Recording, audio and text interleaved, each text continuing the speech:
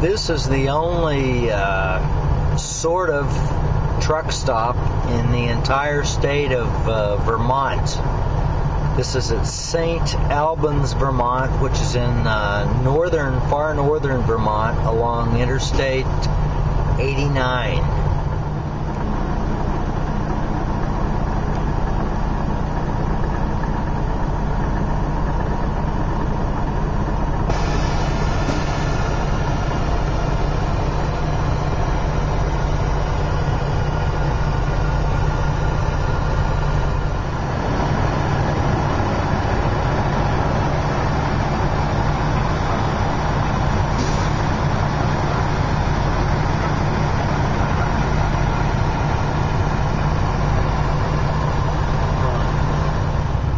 This is Swanton, Vermont. Figure out what's going on.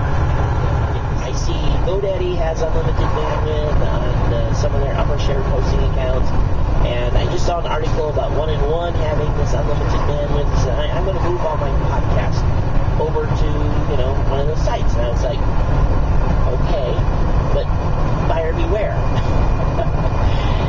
I've always said from the very beginning, if you're a media creator, you have your website, like I have Geek News Central, and you guys have been here from really the early days, know the challenges I went through with delivering the show. That is capable of having 67 terabytes of storage, a network storage device. You're going out and pricing them. It's $100 grand for an X4550. Dell makes for an MD1000. This is the cost for a petabyte. Back when it is been able to get their cost down for a petabyte of storage for $17,000. So, if you think about it, it's $7,800 a whack to release products that are competitive.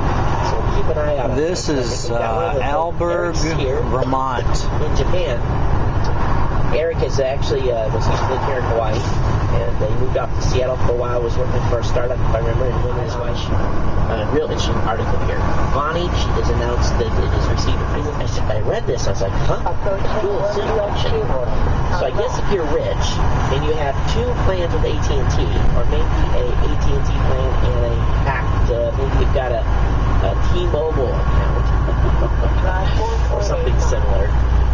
What you can do with this, it's a mess up there, it really is. You gotta think about it for a second. You're on the shuttle, you're launching, basically. Right here, we're looking north into Canada. Rain of sand. We see those types of stripes all the time, but you don't want to get by anything big with this. What they have done is they built a logarithm based upon some of the fundamental search principles that are being used by Google and Yahoo to decide. I have the Geek News Twitter account, which I use for really everything. But I've been looking to only follow people that I really want to watch closely. This is Rouse's Point, following the principle that New York Google has said that if you narrow your search of people, you probably get some pretty good information in a short amount of viewing. And that's what I'm trying to do now with Twitter, and I'm going to be setting up a variety of accounts in order to set up, dedicated following lists that I can use for looking at different subjects, and then track that off via RSS. So everything else is all good. It's going on Twitter today. Dave Weiner has released the River 2. Now, if any of you have ever used Dave Weiner's OpenML editor for either the Mac or the Windows, you'll know that it's not the easiest application to use.